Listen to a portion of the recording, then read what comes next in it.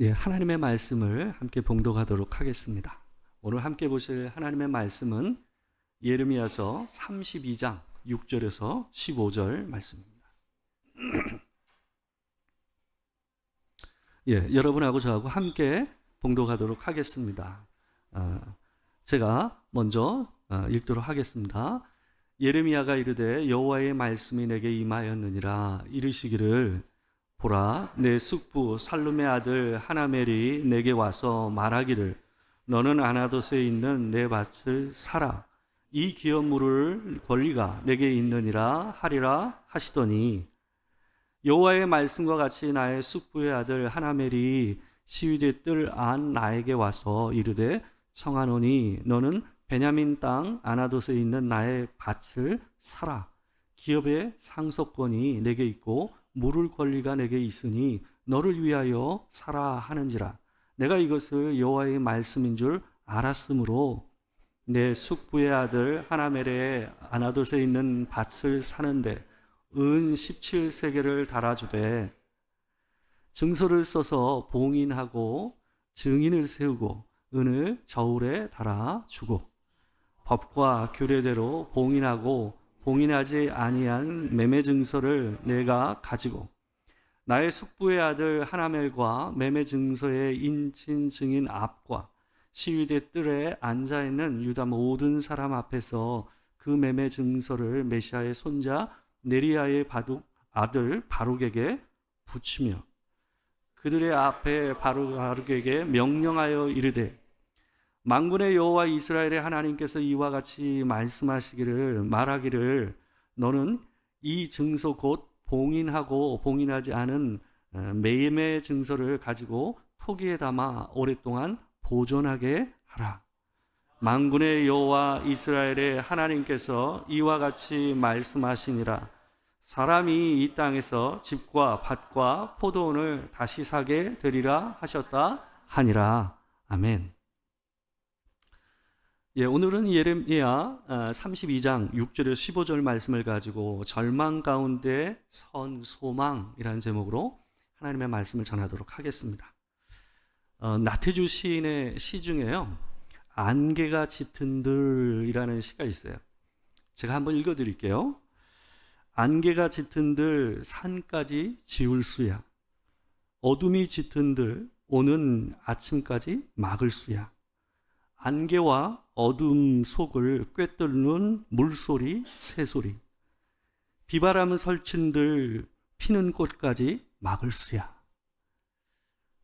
짧지만 굉장히 의미 깊은 시 같습니다. 안개가 아주 짙어서 앞에 보이지 않는다 할지라도 그 안개가 산을 가릴 수 없다라는 거죠. 아무리 어둠이 짙어도 오는 아침을 막을 수 없다라는 겁니다. 안개와 어둠 속에 있어도 그 안개와 어둠을 뚫고 들리는 물소리와 새소리를 또한 막을 수 없다라고 얘기하고 있습니다.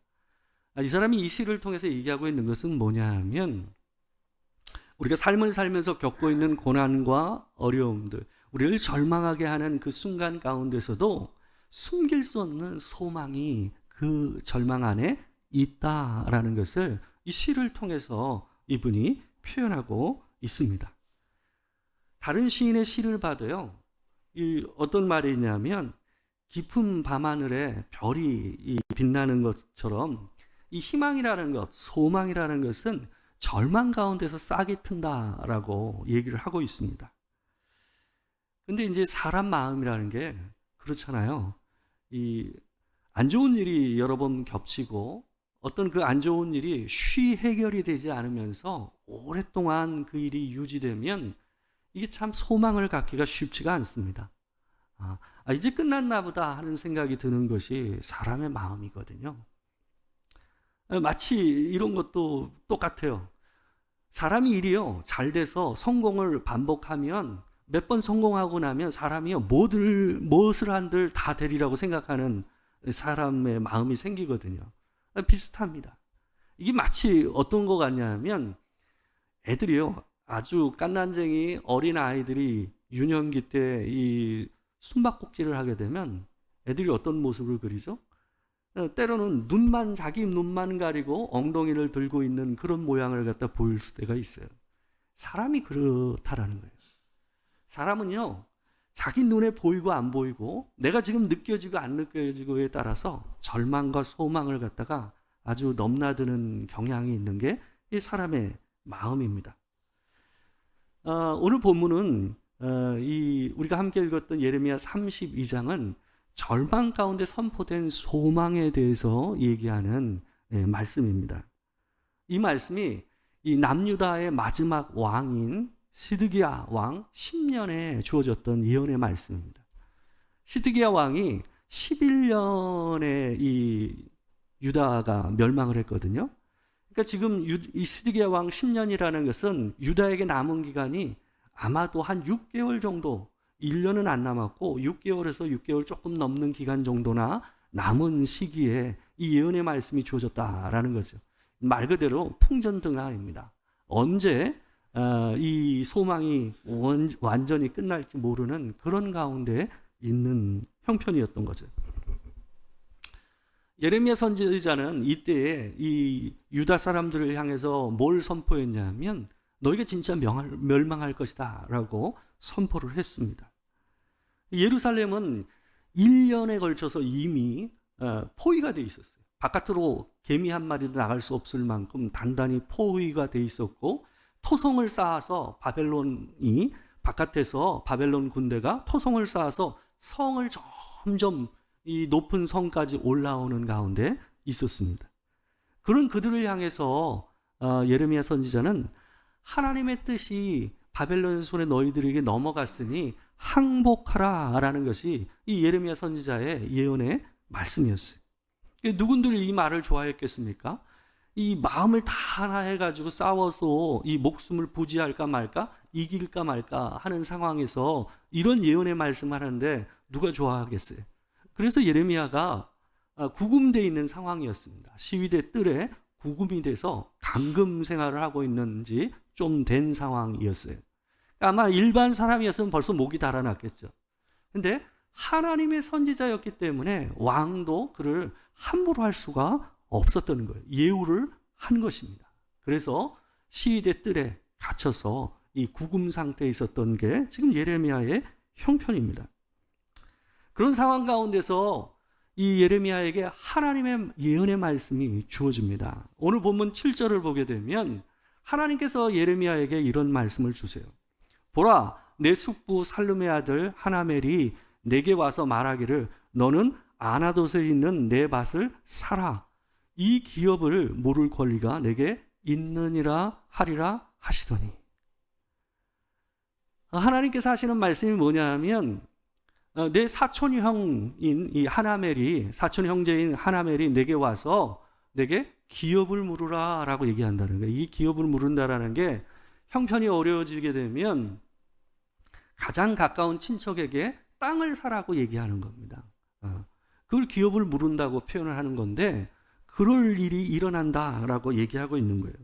이 상황이 얼마나 황당한 제안인지를 갖다가 우리가 조금만 살펴보면 알 수가 있어요. 지금 상황이 어떻습니까? 예루살렘은 다 포위가 됐어요. 그래서 꼼짝달싹 못하고 언제 망할지 모르는 형편 가운데 있었어요.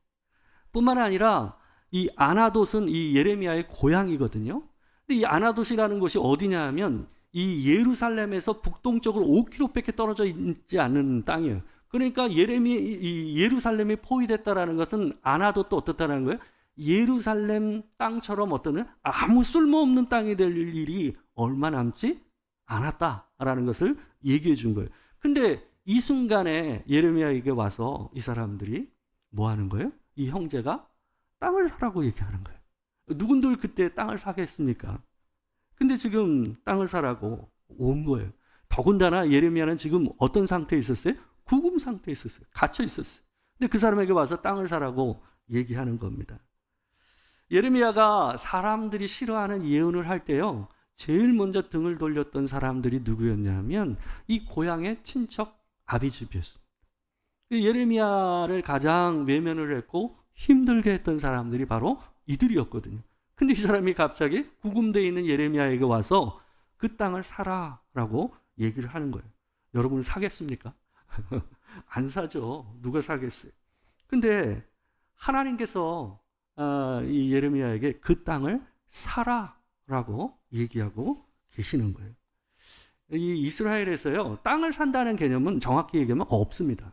왜냐하면 땅은 다 하나님 거라고 얘기하거든요. 그래서 이스라엘에서 땅을 산다고 얘기했을 때는 그 말은 무슨 말이냐 하면 경작권을 사는 거예요. 50년에 한 번씩 희년이 온단 말이에요. 그럼 희년이 오면 이 남에게 넘겼던 땅을 다시 돌려받아요. 그러니까 땅을 사고 팔 때는 항상 뭐하고 관계되냐 하면 희년까지 몇 년이 남았느냐는 거예요. 몇 년간의 경작권을 자기가 가지고 있냐는 거죠. 그거에 따라 값을 매기는 거예요. 정확하게 몇 년이 남았는지는 성경에서 얘기하고 있지 않으니까. 근데 본문에 보게 되면 17세겔이라는 은을 갖다, 세겔이라는 건 은의 무게입니다. 이 동전이 아니에요. 은의 무게예요. 그래서 한 11g 조금 넘는 게 1세겔이에요. 그러니까 17세겔이라는 건 한 200g 정도 이상 되는 은을 얘기하는 거예요. 그래서 여기 보게 되면 무게를 달아서 줬다라는, 저울에 달아서 줬다라는 표현을 쓰는 이유가 그런 이유입니다. 어찌됐건 이 예레미야는 실제로 사촌형이 와서 이 얘기를 할 때에 그 말에 따라서 하나님의 말씀인 줄 믿고 그 땅을 삽니다. 근데 오늘 본문을 보게 되면 예레미야가 일반적으로 사람들이 하는 이 법적인 절차를 따라서 땅을 갖다 매매하는 일을 하는데요, 유독 오늘 본문에서 특이한 게 있어요. 오늘 본문을 보게 되면 보통 이 매매 계약을 할 때 증인을 세우는 게 일상이었습니다. 그런데 증인 외에 다른 사람들이 나와요. 오늘 본문 12절과 13절을 보게 되면 이런 표현이 나옵니다. 12절에 보게 되면 증인 앞과 시위대 뜰에 앉아있는 모든 사람 앞에서, 그리고 13절에 보면 그들의 앞에서, 이렇게 되어 있어요. 그러니까 여기 보게 되면 증인과 다른 모든 유다 사람들을 어떻게 했어요? 분리해서 표현하고 있잖아요. 그러니까 일반적으로 매매를 할 때는 증인을 세우고 그냥 도장 찍고 그거 보관하고 그럼 끝이에요. 근데 일부러 지금 이 본문에서 예레미야가 뭘 하고 있냐 하면 예언의 퍼포먼스를 하고 있는 거예요. 이것이 하나님의 예언을 따라 하는 행위라는 것을 이 모든 모여있는 유다 사람들 앞에서 지금 보여주고 있는 거예요. 그러면서 예레미야가 자기의 이 비서 역할을 했던, 그리고 예레미야 하는 예언을 갖다 기록하는 역할을 했던 바룩이라는 사람에게 공식적으로 그 자리에서, 그 사람들이 모두 모여있는 자리에서 이런 하나님의 말씀을 부탁을 합니다. 13절에서 15절 말씀이에요. 우리 같이 한번 읽어봅시다. 자, 다 같이. 자, 시작. 그들의 앞에서 바룩에게 명령하여 이르되 만군의 여호와 이스라엘의 하나님께서 이와 같이 말씀하시기를 너는 이 증서 곧 봉인하고 봉인하지 않은 매매 증서를 가지고 토기에 담아 오랫동안 보존하게 하라. 만군의 여호와 이스라엘의 하나님께서 이와 같이 말씀하시니라. 사람이 이 땅에서 집과 밭과 포도원을 다시 사게 되리라 하셨다 하니라. 아멘. 하나님은 모든 사람들이 일상을 포기할 수밖에 없는 그 순간에 밭을 사라라는 말로써 그들 가운데서 소망, 회복의 약속을 지금 그들에게 보여주고 선포하고 있는 거예요. 이게 마치 뭐냐 하면 우리가 아까 처음 읽었던 나태주 시인의 시와 같은 거예요. 지금 짙은 안개가 깔려서 한 치 앞도 보이지 않는 그 순간에 하나님께서는 어때요? 이 안개 너머에 산이 있다라는 것을 얘기하고 계시는 거예요. 이 짙은 어둠이 지나고 나면 아침이 올 것이라는 것을 그들에게 얘기하고 있는 거예요. 지금 비바람이 쳐도 아침에는 꽃이 피어 있을 것이라는 것을 그들을 향해서 선포하고 있는 겁니다. 이 땅을 사라라는 이 말은요, 두 가지 의미가 있어요. 첫 번째는 뭐냐 하면 말 그대로 소망을 선포하는 거예요. 지금 바룩에게 얘기하는 내용의 끝에 보게 되면 뭐라고 얘기하고 계세요? 하나님께서 이 땅에서 집과 밭과 포도원을 다시 사게 되리라. 그 말은 뭡니까? 일상이 회복될 것을 갖다가 선포하고 있는 거예요. 근데 여러분, 예레미야에게는 이 말이 먼저 들리지 않았을 거예요. 이 말이 소망의 메시지이긴 하지만 소망의 메시지가 아니라 뭘로 들렸냐 하면 진짜 멸망하는 거라. 보세요. 다시 그들이 와서 집과 포도원과 밭을 사게 될 것이라는 얘기를 하는 것은 무슨 말이에요? 그들이 지금 이 땅을 잃을 것이라는 거예요. 이들이 포로로 끌려갈 것이라는 걸 얘기해요. 당장은 뭐예요? 절망이에요. 하나님께서 화공을 하고 계신 거예요. 너희 이 땅 잃을 거야. 그렇지만 되찾을 거야. 이 두 가지가 함께 있는 거예요. 예레미야 입장에서는 솔직히 이것이 소망의 메시지라기보다는 뭘로 느꼈을까요? 짙은 안개로 느꼈어요. 더 이상 소망이 없구나 하는 메시지로 들렸어요.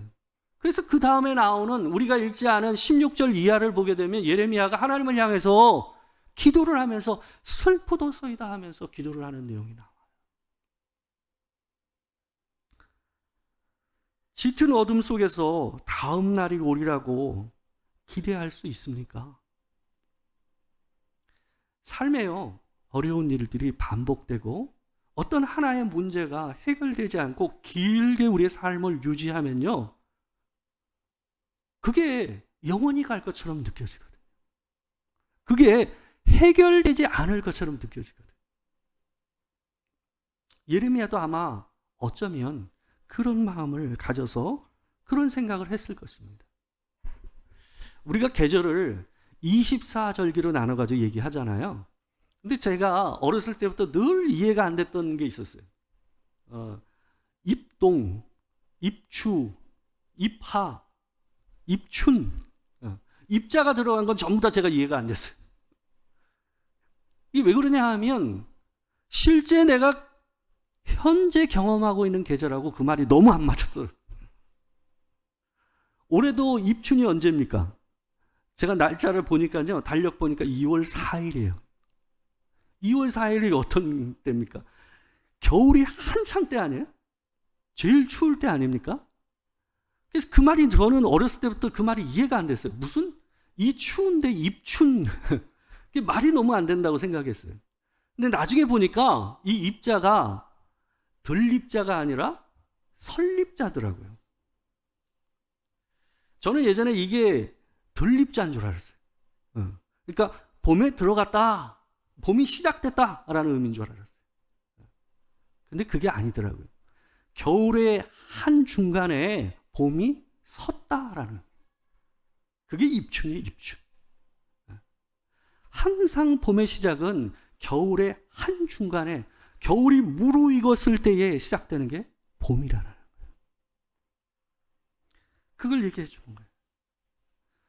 여러분, 오늘 본문의 내용을요, 한자로 방금 얘기한 24절기의 표현을 따서 제가 표현한다면 임망이에요, 임망.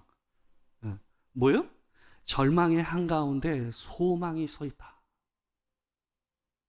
그걸 하나님께서 그들 가운데 선포하고 계신 겁니다. 절망 중에서 소망을 보기가 우리가 어렵잖아요.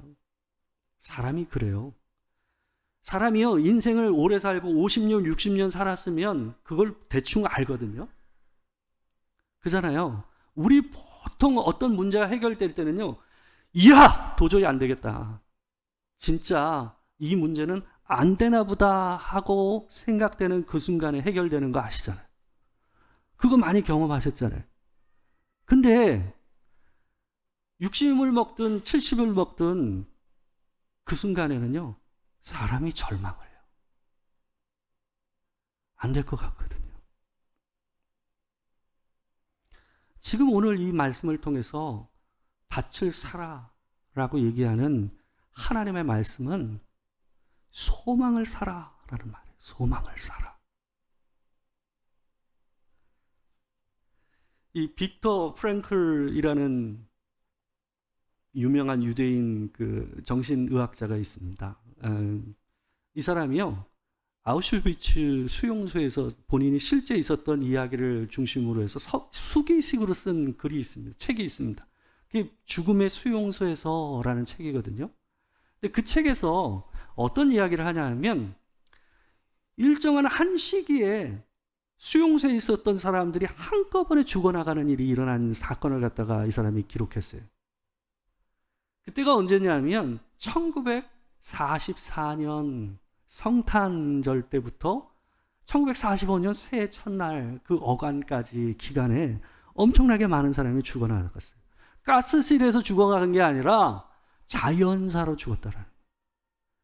이게 무슨 일 때문에 그랬냐 하면 이미 수용소에 있던 사람들 가운데도 뭐가 파다하게 소문이 나 있냐면 독일이 멸망할 것이라는 거예요. 독일이 패망할 것이라는 게 소문이 쫙 퍼졌어요.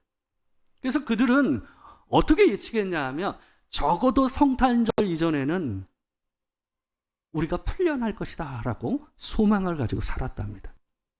근데 실제로 성탄절이 지나도 그 일이 일어나지 않는 거예요.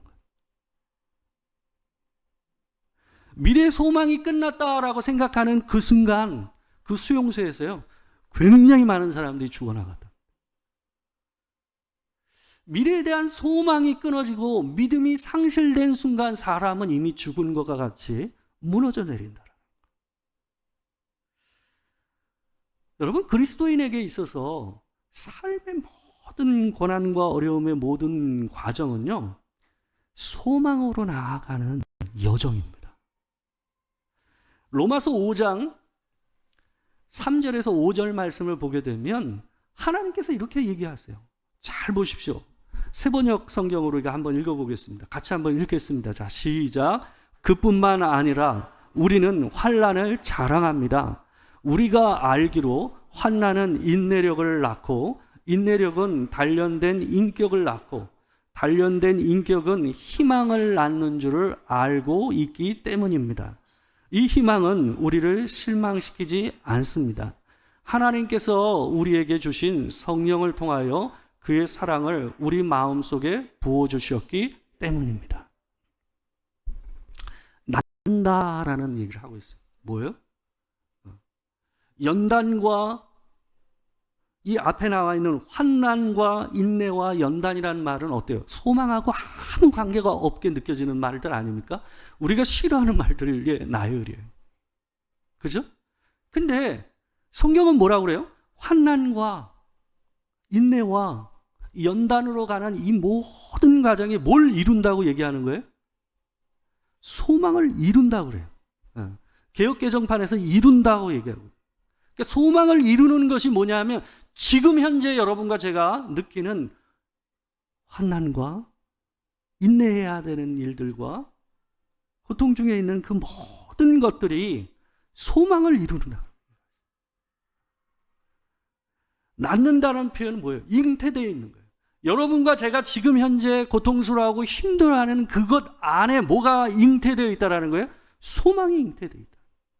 하나님께서 우리 인생에 두신 그 소망을 잉태되게 하셔서 자라나게 하신다. 마치 아까 말씀드린 것처럼 겨울 한복판에 봄이 서 있는 것처럼 절망의 한가운데에 소망이 서 있는 것처럼 우리 인생이 그렇다라는 거예요. 그게 여러분과 제가 하나님의 백성인 증거입니다.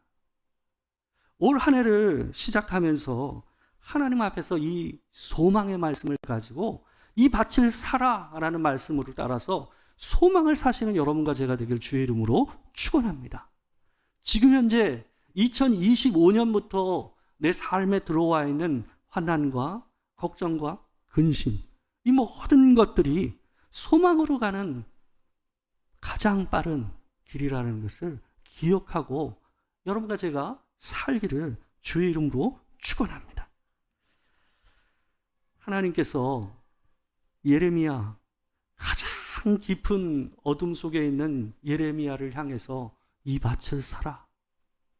그러면 다시 이 땅에 머지않아 밭을 사고 포도를 사는 일들이 다시 일어날 것이라 얘기하신 그 하나님의 소망의 말씀이 여러분의 가정과 저의 가정과 여러분의 일터와 제 일터에 충만하기를, 여러분의 자녀들의 삶에 충만하기를 주의 이름으로 축원합니다.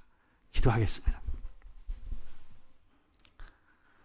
사랑하는 주님, 새 첫 주일을 맞이하여 하나님 앞에 예배하며 주께서 우리에게 허락하신 환난과 인내와 연단의 이 모든 과정이 소망으로 가는 하나님의 이끄심인 줄, 하나님께서 그것들을 통해서 소망을 이루고 계심을 믿는 마음으로 출발하기를 소망합니다. 주님, 오늘 내가 울고 있고 오늘 내가 실망했지만 내일은 주께서 우리 가운데 그 소망을 이루실 줄 믿습니다. 지금 우리 주 예수 그리스도의 은혜와 아버지 하나님의 크신 사랑과 성령의 교통하심, 진실로 삶의 환난과 인내와 연단 속에서도 소망을 이루시는 하나님을 붙잡고 소망을 사며 살기를 열망하는 이 자리에는 모든 성도들과 이 자리에 함께하지 못한 지체들 가운데 지금으로부터 영원토록 함께하시기를 축원하옵나이다.